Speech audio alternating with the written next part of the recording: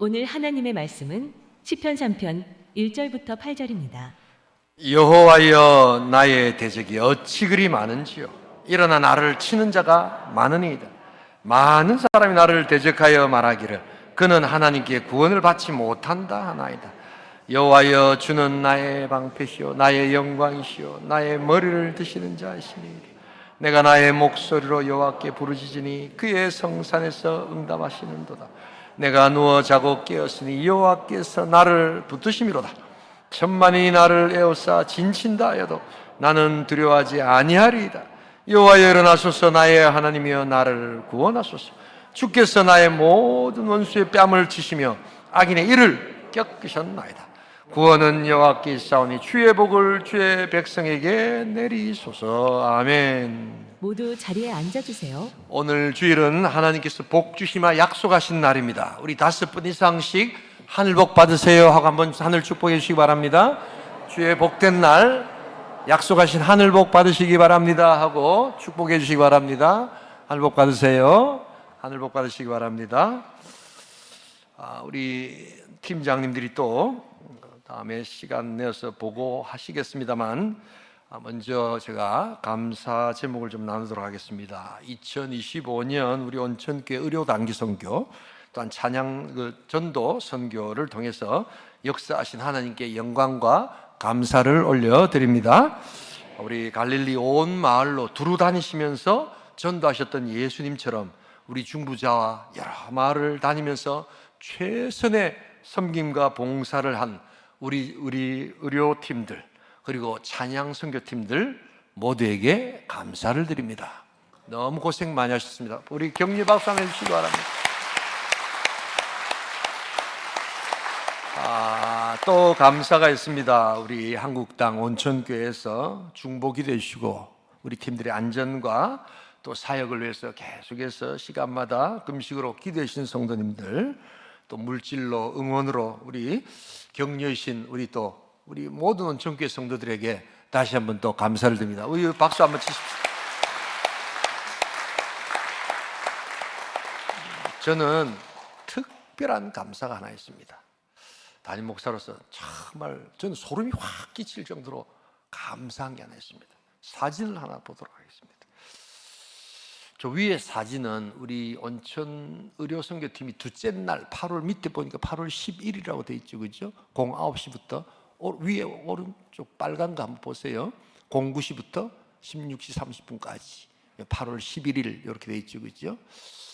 저 위에 글자가 뭐냐면 8월의 축복이라는 뜻입니다. 아우구스투스 세리아라는 인도네시아 말인데요. 거기에다가 80주년 딱 이렇게 딱 적어놓고 우리 의료 단기성들이 저렇게 딱 나눴습니다. 그대로 사진 두세요. 우리 인도네시아는 우리나라하고 해방이 같은 해 되었습니다. 1945년 우리 8월 15일 날 해방됐잖아요. 이틀 뒤에 인도네시아가 8월 17일에 되었습니다. 그래서 아마 이 인도네시아가 지금 큰 행사를 하고 있을 겁니다. 아마 딱 이틀 차이로 우리 80년 같은 광복의 쌍둥이입니다. 근데 우리 온천교회가 또 80주년을 앞두고 이렇게 다 가서 굉장히 의미 있게 8월의 축복이다 라고 이렇게 우리가 달아달라고 했지 않았는데 마을에서 이제 우리를 환영하면서 이렇게 달아놓은 겁니다. 근데 저는 더 놀라운 것이 하나 있었습니다. 저 위에 파란 글자로 저게 무슨 뜻이냐면 무료 진료라는 뜻입니다, 여러분. 무료 진료라는 뜻인데 우리 이제 의료팀이 오니까 공짜로 하니까 오십시오 라고 하는 겁니다. 그런데 저에게는 너무나도 놀라운 그냥 소름이 확 끼치는 단어가 하나 들어왔습니다. 즉 gratis라는 단어가 여러분 인도네시아는 네덜란드에 350년 동안 지배를 받았습니다. 그래서 인도네시아 말에 네덜란드 말이 많이 들어가 있습니다. 근데 저에게는 눈에 다 들어오죠. 예. 제가 네덜란드에 있었지 않습니까? 예. 저 gratis가 무슨 뜻인 줄 아십니까? 구원이라는 뜻입니다. 여러분, 공짜라는 뜻입니다. 지금도 네덜란드 말로 주님 구원이십니다 할 때 gratis 이렇게 이야기합니다. 여러분 너무나도 놀랍지 않습니까? 그 사람들은 아무것도 모른 채 무료로 진료하니까 받으러 오십시오 라고 해놨는데 하나님께서는 이슬람 땅에 천군 천사를 동원하셔서 무엇보다도 구원을 선포하게 하여 주신 줄 믿습니다. 구원이 공짜입니다 라고 하는 말이 저 말입니다. 여러분, 얼마나 놀라운지. 하나님께서는 이렇게 역사하신다. 우리가 만약 순종하지 않았다면 저런 하나님의 놀라운 구원이 이슬람 땅에 선포될 리가 없는데, 작은 우리들의 섬김과 순종이 구원은 공짜입니다, 구원 진료 받으러 오십시오 라고 이렇게 외치는 그라티스의 하나님, 저기서 그레이스가 나온 단어입니다. 여러분, 은혜라는 단어가 저기서 나온 겁니다. 저는 너무나도 감사하고 너무나도 하나님께서 일하시는 그 섭리와 은혜가 굉장하다는 것을 저는 말씀드리고 싶습니다. 이 그림의 이 사진을 보시면서 우리 함께 가셨던 불경 우리 의료선교연합회 지도 목사님이신 최상림 목사님이 글을 하나, 80주년 광복 우리 설린 우호관계를 우리가 만들고 있다, 저 80년 때문에 그렇게 했는데, 이 글이 또 엄청난 반향을 일으키고 제 카톡에다가 막 들었는데, 이제 와서 다음 주에 제가 이렇게 또 인터뷰가 많이 잡혀 있습니다. 온천교회가 이렇게 귀한 일을 하고 광복의 기념을 하러 이렇게 오셨군요 라고 이렇게 이야기하는데, 우리는 그냥 조용히 우리에게 맡겨진 일을 할 뿐인데, 하나님께서 또한 이렇게 우리 온천교회 위상과 온천교회 사역팀을 통하여 영광을 받게 하여 주실 줄 믿습니다. 이것도 우리 감사의 박수를 한번 올리십시다.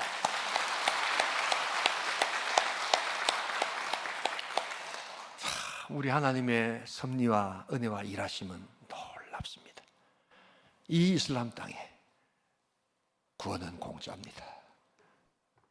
구원의 진료를 받으러 오십시오 라고 외칠 수 있는 이 하나님의 역사하심, 여러분, 이 영광이 하나님께 온전히 올려드릴 수 있기를 주님의 이름으로 축복합니다. 오늘 본문 시편 3편은 아침에 부르는 노래입니다. 선교제의 아침에 하나님께서 이 말씀을 읽다가 은혜를 주셨습니다. 아침에 부르는 노래입니다. 5절을 한번 같이 읽어보겠습니다. 함께 읽겠습니다. 내가 누워 자고 깨었으니 여호와께서 나를 붙드심이라. 여러분, 많이 더우셨죠? 지금도 아침에 막 뒤척거리면서 이렇게 부스스하게 깨어나시죠? 그런데 그럼에도 불구하고 여러분 기억하실 게 있습니다. 내가 누워 자고 깨는 것이 하나님의 은혜라는 것입니다. 여기에 붙드심이라는 게 하나님 은혜, 이런 뜻입니다. 내가 건강해서 일어난다고 생각하십니까? 아닙니다, 여러분. 오늘이란 어떤 날인가? 오늘이란 어제 죽어간, 그게 병원이든 사고사든 뭐든 어제 죽어간 수많은 사람들이 딱 하루만 더 살기를 원했던 내일, 바로 그날이 오늘이기에 오늘은 하나님의 철저한 은혜의 선물인 줄 믿습니다. 이 다윗이 지금 그것을 고백하고 있는 것입니다. 내가 건강해서 일어난 게 아니라는 겁니다. 어제 얼마나 많은 사람이 죽었는지 모릅니다. 우리 주순 선교사님 사모님이 어제 소천하셨습니다. 정말 많은 고생하시고 복음 전하느라고 모로코에서 또 수많은 많은 사람들에게 전도하시고, 우리 주순 선교사님이 참 선교사로 귀한 게, 다 선교사들이 귀하지만 선교사 중에 선교사라고 내가 생각하는 것은 이분이 복음 전도를 너무나도 열심히 했습니다. 한 영혼 사랑하는 그 마음은 정말 이루 말할 수 없을 정도로 고생하셨습니다. 그 사모님이 암으로 고생하시다가 하나님이 이제 너무 고생한다 하시고 이제 데려가셨습니다. 여러분, 누워 자고 깨는 것 하나님의 은혜인 줄 믿습니다. 그러기에 여러분, 아침에 일어나면 우리가 정말 어떻게 이 아침을 맞이해야 될 것인가, 짜증내고, 이해합니다. 제가 오늘 만나기 싫은 상사, 만나기 싫은 동료들, 나를 괴롭히고 있는 친구들, 또 풀리지 않은 문제들, 너무 부담스러운 프로젝트, 막 이런 것들이 꽉 메어있는 그러한 아침에도 다윗은 일어나서 누워 자고 깨는 것이 하나님의 은혜다라고 이야기를 하는 것입니다. 자, 그래서 오늘 우리 짧게 이 다윗의 노래 속에 담긴 그 의미는 어떤 것인가 우리 한번 살펴보면서 아침에 깰 때 노래를 한번 같이 부르시는 복된 성도, 복된 공동체 될 수 있기를 주님의 이름으로 축복합니다. 첫 번째로 오늘 이 노래는 고통 중에 부르는 노래입니다. 우리 1절을 같이 한번 읽어보겠습니다. 함께 읽겠습니다. 여호와여 나의 대적이 어찌 그리 많은지요. 일어나 나를 치는 자가 많으니라. 여긴 지금 많다 이런 이야기를 많이 합니다. 뭐가 많으냐? 돈이 많으냐? 뭐 물질이 많으냐? 그게 아니고 나를 치려고 한 대적들이 그렇게 많다는 겁니다. 아들 압살롬 그 3편 그 위에 보시면 파란 글씨로 그렇게 되어 있죠. 다윗이 그의 아들 압살롬을 피할 때 지은 시. 이 압살롬은 다윗의 아들인데 요놈 새끼가 얼마나 못됐는지 자기 아버지를 완전히 그냥 막 자존심, 체면, 그 위대한 성군 다윗을 그냥 말년에 완전히 그냥 막 고통 속으로 몰아가는 그런 아주 용서하고 들어주세요. 호로 새끼입니다, 여러분에게. 진짜입니다. 그런 엄청난 고통 속에서도 욕이 나와야 될 시간에 그는 노래 부르고 있습니다. 사람들이 이야기합니다. 다 이제 다윗은 끝났다. 아이고만 늙어가지고 다윗은 저 압살롬이 얼마나 잘생겼는지. 압살롬이 막 그냥 요즘으로 하면 아이돌 같은 그런 사람이었습니다. 그리고 막 머리도 쫙 휘날리고 그러니까 막 사람들 인기가 막 가가지고 이제 민심이 완전히 떠난 겁니다, 여러분. 그래서 막 다윗이 골리앗을 죽이고 할 때 그 인기, 그 옛날 인기인 겁니다. 아이고, 막 이제 막 옛날 이야기 아이가 막 다윗도 막 마이무드 아이가 뭐 이런 어떤 분위기입니다. 그런데 이제 사람들의 민심이 다 압살롬으로 돌아갑니다. 더 잘생기고, 더 멋있고, 더 유능한 그런 압살롬으로 다 마음이 뺏깁니다. 그런데 무엇보다도 다윗의 마음을 안타깝게 하는 것은 이제 무엇보다도 하나님을 향한 은혜가 끝났다라고 사람들이 다윗 신앙을 건드리기 시작하는 겁니다. 수근거리기 시작합니다. 우리 2절을 같이 한번 읽어보겠습니다. 함께 읽겠습니다. 많은 사람이 나를 대적하여 말하기를 그는 하나님께 구원을 받지 못한다 하나이다. 여기서 구원을 받지 못한다는 것은 우리가 말하는 구원 이런 게 아니라 천국 가는 게 아니라 하나님의 도움을 받지 못한다. 끝났다. 영빨이 떨어졌다. 아이고만 저기는 더 이상 이제 하나님의 은혜가 없다. 촛대가 옮겨졌다. 뭐 이런 뜻입니다. 너무 마음이 아프고 자식도 그렇게 고통을 하는데 사람들이 하나님의 관계까지 흔들고 깨뜨리는 그 마음 얼마나 고통스러울까. 여러분 동양 정치 철학에 보시면 이 군주와 백성들의 관계를 바닷물과 배에 비유하는 경우가 많습니다. 그래서 그런 말이 있죠. 바다는 배를 띄우기도 하고, 그렇죠? 근데 바다가 배를 침몰시키기도 한다는 겁니다. 여러분 사람들의 인기, 사람들이 잘하십니다. 좋습니다. 여러분 그것만 쫓아가다는 망해도 크게 망한다는 겁니다. 추락하는 것에는 날개가 없어요. 정치가들이 한때는 막 사람들이 막 그렇게 막 좋다 하다가도 어느 날 갑자기 싹 돌아서 가지고 저 죽일 놈 하고 하는 게 바로 그게 비정한 인간 사회의 삶이요. 여러분 교회도 마찬가지예요. 여러분 친구 관계도 마찬가지예요. 어제까지 막 좋다고 이야기하고 막 배를 띄우던 그 민심이 여러분 오늘 갑자기 돌아서 저 죽일 놈 원수라고 이야기하는 그런 관계를 여러분 경험하시잖아요. 다윗이 지금 그런 것을 경험하지만 그는 욕 나오는 시간에 욕을 하지 않습니다. 그리고 영원하신 하나님, 영원하신 하나님의 은혜, 변함없고 영원무궁하신 그 하나님을 향하여 그가 하나님의 놀라운 능력을 고백하고 있습니다. 여러분들 삶 가운데 노래가 있기를 주님의 이름으로 축원합니다. 그러나 그 노래는 상하궁에서 잘 되고 힘든 좋을 때 그럴 때 부르는 노래보다 정말 노래 부를 수 없고 욕이 나오고 저놈의 새끼가 하여튼 뭐 이렇게 주먹질을 쥐고 해도 시원찮을 급한에도 그는 하나님을 향해서 노래 부르기에 바로 시편을 지금 지은 거예요. 시편이라는 게 지금 노래 부른다는 말입니다, 여러분. 다윗의 능력과 신앙은 바로 여기에 있습니다. 힘들수록 어려울수록 내 삶에 정말 나는 도무지 저 녀석을 용서할 수 없다라고 하는 그런 때도, 그래서 내 배가 민심의 바다에서 침몰하고 있는 그때도 하나님이 소원의 항구로 이끌어 주실 줄 믿습니다 라고 고백하면서 노래하는 바로 그 믿음이 필요하다는 것입니다. 여러분, 힘들고 어려운 일들이 참 많으시잖아요.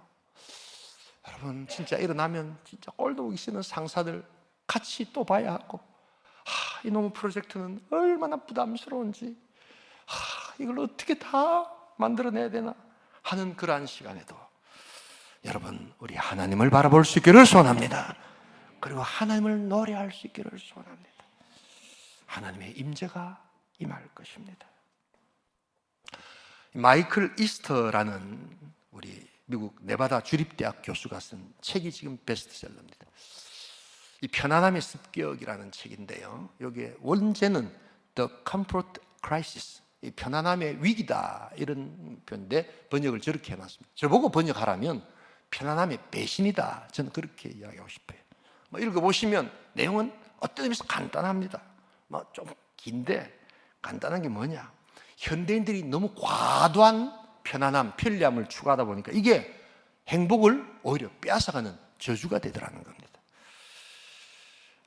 이렇게 편안한 게 최고다, 편안하게 살자, 편안한데 이 편안함이 지금 미국 이야기인데 이게 오히려 사람들을 훨씬 더 정신적으로, 심리적으로, 육체적으로 훨씬 더 불행과 또한 어려움들로 또 몰아간다는 게 지금 베스트셀러입니다.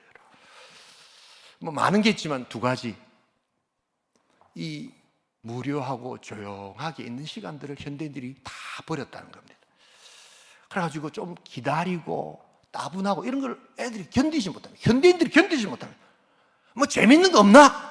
매일 그런 이야기를 한다는 겁니다. 그래서 그 재미를 추구하면서 과도한 자극과 과도한 그러한 시간들을 다 흥미롭게만 보내니까 내가 과부하가 걸리고 에너지가 필요 없이 낭비되고, 그래서 조용하게 좀 멍 때리면서 조용하게 무료한 걸 이렇게 이게 좋은 시간이다 라는 시간을 싹 다 버리고 나니까 육신과 정신과 마음에 문제가 생기더라는 겁니다. 여러분, 오히려 무료하고 따분한 시간을 잘 이렇게 가만히 있으면서 좀 기다리면 이렇게 새롭게 회복이 되면서 다음 행동을 할 수 있는 아이디어가 떠오르는데 그걸 다 버렸다. 대표적인 것이 핸드폰이라는 겁니다. 지금 현대 미국인들의 평균 핸드폰 하루 터치 숫자가 2,600자라는 겁니다. 한국은 더 할 겁니다, 아마.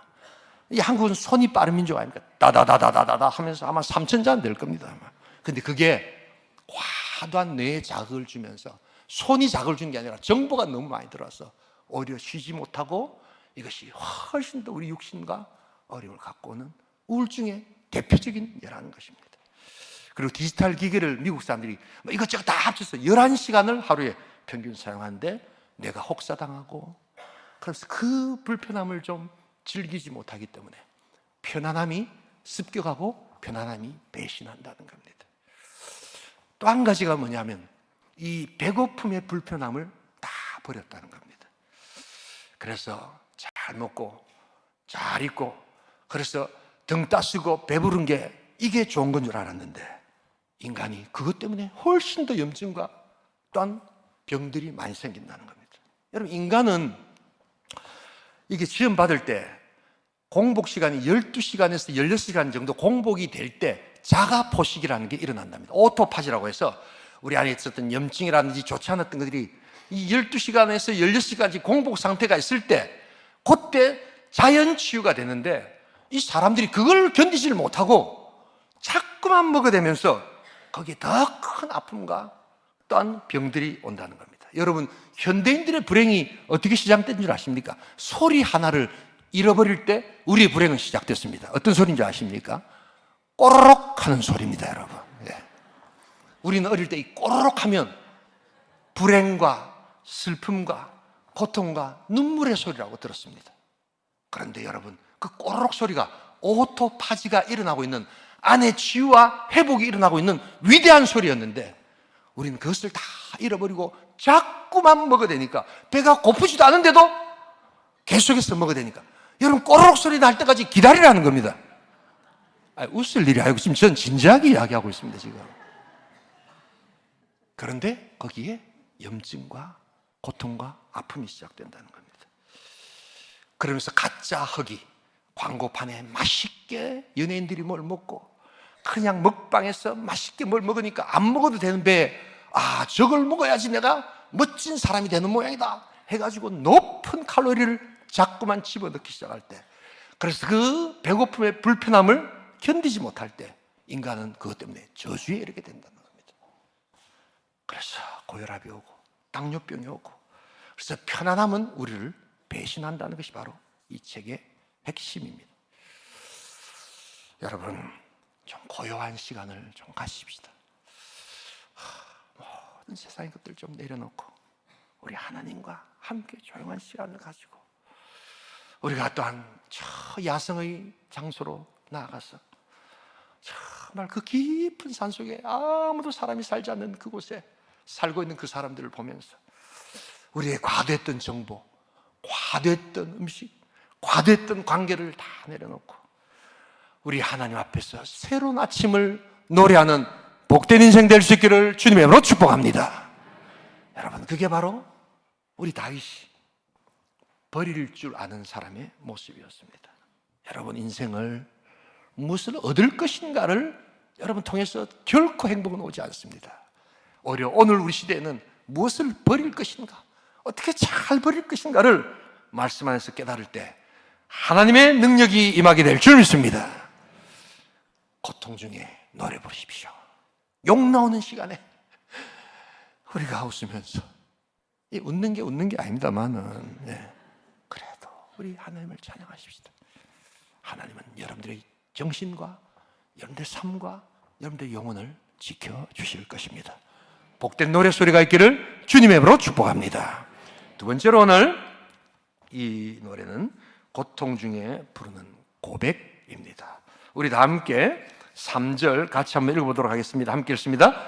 여호와여, 주는 나의 방패시요 나의 영광이시요 나의 머리를 드시는 자신이다. 여러분, 1절 2절 보면 너무 많은, 이 많다라는 말이 막 진짜 많잖아요.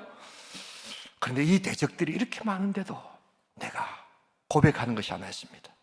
하나님과의 관계, 하나님이 내 평생 믿었던 하나님. 그래서 압살롬이 나를 공격하고 이 못된 놈이 나를 배신하고 나를 그렇게 괴롭게 만들어도 내가 다시금 돌아가야 할 것, 그것은 압살롬을 야단치고 압살롬을 대적하는 것이 아니라 하나님께로 돌아가야 될 줄 믿습니다. 하나님과의 관계 속으로 돌아갈 때, 하나님이 어떤 분인가를 고백할 때 결국 하나님이 일하신다는 것입니다. 여러분, 3절에 보니까 여호와여, 주는 나의 방패시요 나의 영광이시요 나의 머리를 드신 자이다 하고 이 관계를 강조하는 1인칭과 2인칭이 확실하게 나타나잖아요. 여러분, 바로 이것이 신앙의 고백, 그것도 욕 나오는 시간에, 그것도 정말 노래 부르기 싫은 시간에 다시금 불러야 될 노래의 고백인 줄 믿습니다. 생각해보면 사실은 이 압살롬의 반역은 다윗의 범죄와 깊은 관련이 있습니다. 다윗도 이 편안함이 주는 위기 속에 빠졌잖아요. 그래가지고 사울에게 쫓겨갈 때는 그 광야에서 살아있던 그 정신이, 내가 새벽을 깨우려다 하는 그 정신이 이제 왕궁에 딱 있으니까 편안하잖아요. 그러니까 이상하게 저 멀리 안 보이던 게 보이기 시작하면서 여자들을 목욕하는 게 막 보이고 막 이러면서 간음을 저지릅니다. 거기서 끝나는 것도 아니고 죄는 뭡니까? 또 다른 죄를 낳거든요. 그래서 그의 남편 우리아를 전쟁터에 보내가지고 죽게 만들고, 그래서 회개는 하지만 그 회개 속에서 하나님의 은혜를 얻지만 그가 뿌린 죄의 씨앗은 후유증이 계속해서 남아집니다. 그래서 아들 솔로몬을 낳지만 또 다른 아들 암논이 배다른 여동생 우리 다말을 강간합니다. 이 다말 오빠가 압살롬이었거든요. 가만두지 않겠다 해가지고 그냥 가서 암논을 죽여버리니까, 그리고 그 수리란 곳으로 3년 동안 도망을 갑니다. 바로 그때, 그 3년 때 이 압살롬이 우리 아버지 왕권을 탈취해야 되겠다 해가지고 그때부터 준비를 합니다. 다 이게 연결되어서 나타나는 모습이죠. 그리고 다윗이 이제 오라고 하니까 기다렸던 시 와가지고 자기 아버지를 뒤통수를 치면서, 다윗이 얼마나 당황을 했던지 쫓겨가면서 버선발로 울면서 쫓겨가면서 이 겟셋만의 동산 쪽이거든요, 그 라인이. 그리고 요단강을 아들 때문에 그냥 버선발로 눈물을 흘리면서 가는 그 인생이 바로 다윗의 말년의 인생이었습니다.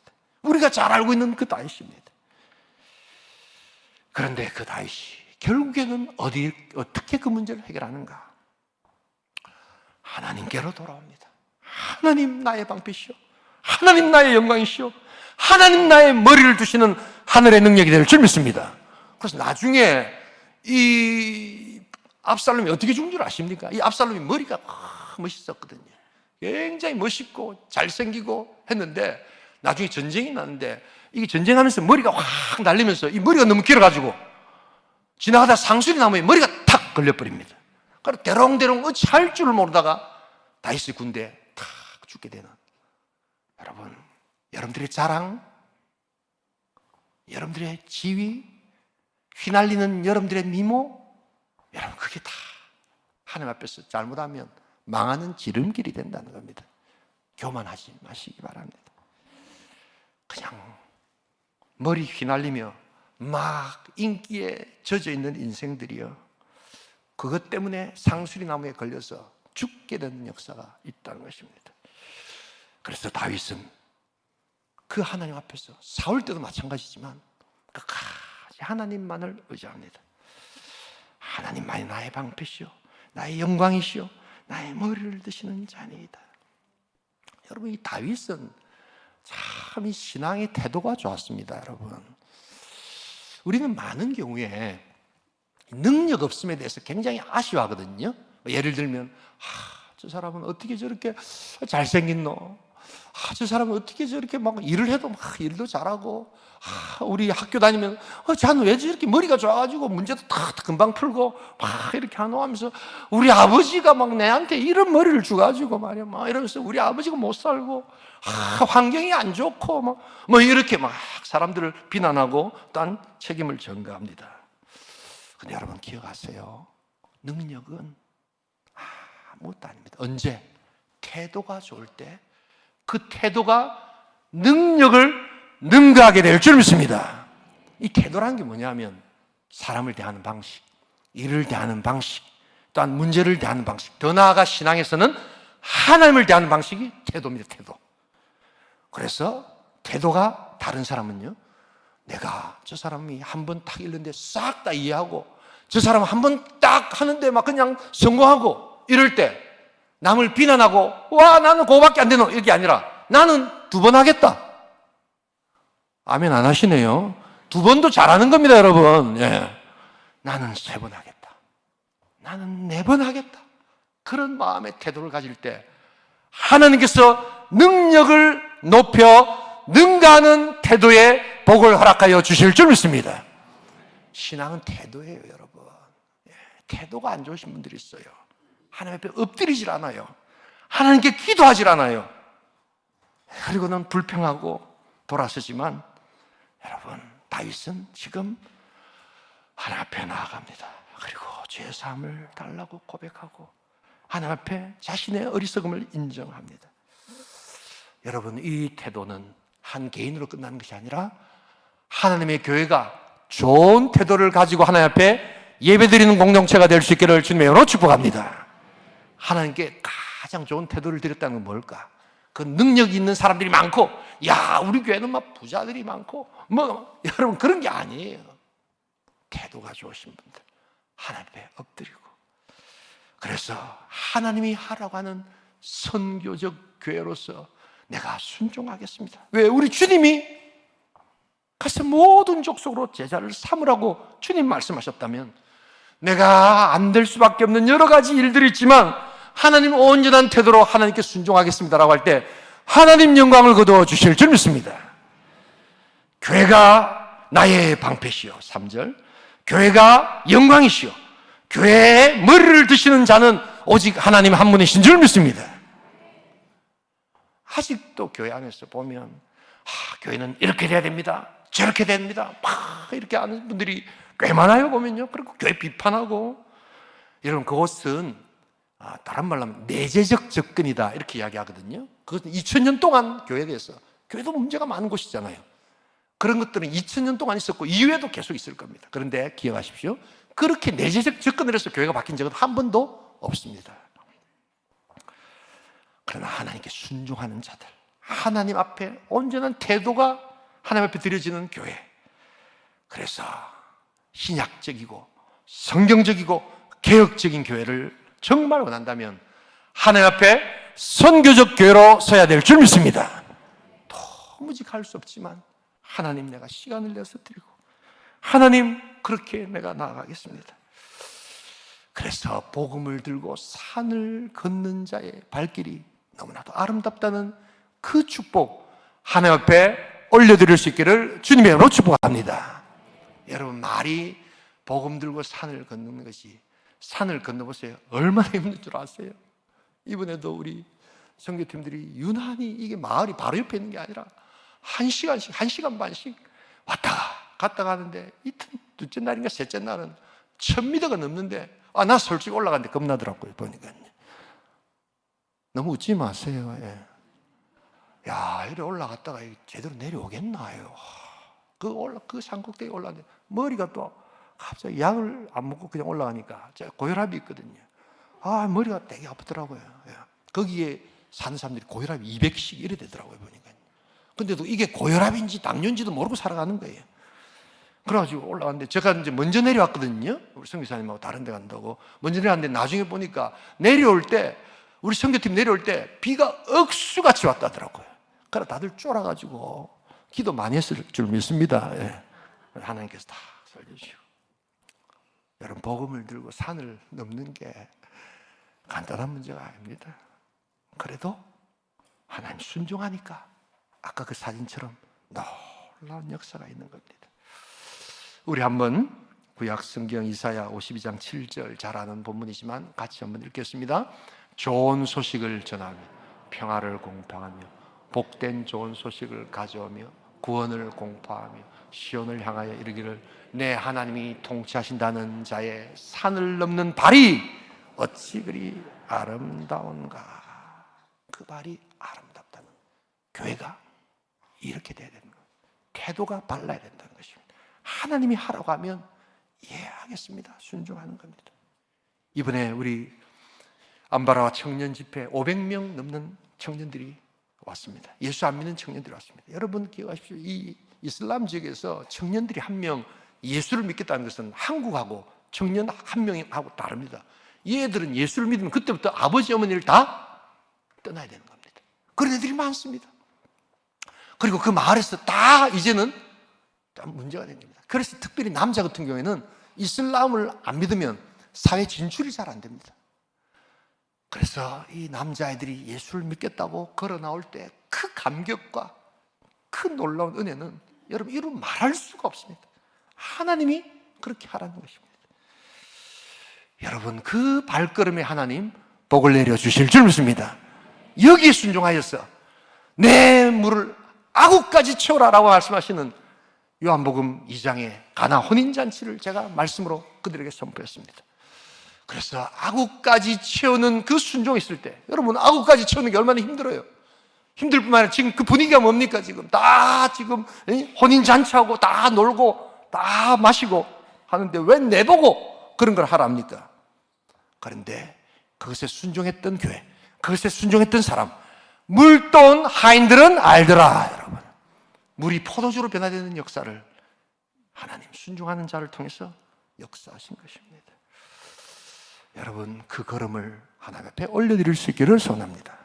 걸을 때 트라우마, 걸을 때 문제점, 걸을 때 모든 체력 다 바뀐다는 것을 여러분 아셔야 합니다. 이 말씀을 드리고 마무리를 하겠습니다. 양측성 운동이라는 것이 있습니다. 이 운동하게 보면 이게 신체의 좌우를 양쪽으로 번갈아 가면서 하는 건데 이게 굉장히 몸에 좋답니다. 더 나아가 두뇌까지 자극이 된다는 겁니다. 달리기, 수영, 자전거, 이게 다 양측성 운동이라고 합니다. 그런데 여러분, 양측성 운동의 뭐니 해도 제일 대표적인 게 뭐냐면 걷기입니다. 왜냐하면 이 달리기, 수영, 자전거 이런 거는 양측성 운동을 하긴 하는데 돈이 좀 들고 오래는 못합니다. 뭐 한 30분 하고 그치고 이래야 되는데, 걷는 것은 두 가지, 돈이 안 들고 뭡니까? 오래 걸을 수 있습니다. 30분도 걷고 1시간도 걷고 심지어 2시간씩도 걸을 수가 있습니다. 잠깐 쉬지만 오래 할 수 있습니다. 그런데 이게 신체뿐만 아니라 요사이 논문에 이 트라우마, 우울증 이런 것들이 걸으면서 다 회복되는 이런 논문들이 막 발표되고 있습니다. 그런데 여러분, 이 미국의 인디안들은 훨씬 전부터 이런 행동을 했습니다. 여러분, 인디안의 치료법 중에 이런 일이 있습니다. 인디안들이 마음의 상처를 받고 아픔이 있고 그러면 그런 조용히 하는 일을 내려놓고 그 마을을 떠나서 걷기 시작합니다. 쭉 그냥 걷는 겁니다. 오늘도 걷는다 많은 걷는 겁니다. 언제까지 걷는가요? 바로 그 상처와 아픔과 눈물이 사라지는, 이 몸의 피로도가 쫙 오면 그것이 사라진다는 겁니다. 그리고는 그래서 그 감정과 우울감과 그런 것들이 몸은 피곤하지만 사라지는 그때를 반환점으로 다시 쫙 돌아오면 몸은 피곤하지만 그의 마음의 새로움과 또한 능력과 기쁨이 회복되는, 이게 인디안 걷기의 치료법입니다. 지금도 하고 있습니다. 여러분, 교회에 여러 가지 어려움이 있으십니까? 여러분들 삶에 무슨 문제가 있습니까? 교회는 이래야 된다, 저래야 된다, 여러분 외치고 싶으십니까? 복음을 들고 걸어가십시오. 복음을 들고 걸어가십시오. 복음은 그래서 움직이는 자에게 주시는 축복인 줄 믿습니다. 하나님 앞에서 순종하면서 그의 걸음걸이를 하나님 앞에 올려드릴 때 여기 치료가 있고 여기 회복이 있고 여기에 능력이 있고, 바로 고통 중에 부르는 노랫소리 가운데서 하나님이 우리의 은혜와 능력을 다하여 주실 줄 믿습니다. 여러분, 우리가 자꾸만 걸어야 합니다. 개인도 교회도 가정도 문제 앞에서 내재적으로 접근하지 마시고 하나님이 하라고 하는 그것을 온전히 올려드릴 때에 고통 중에 드리는 고백, 주는 나의 방패시오 나의 영광이시오 나의 머리를 드신 자이다.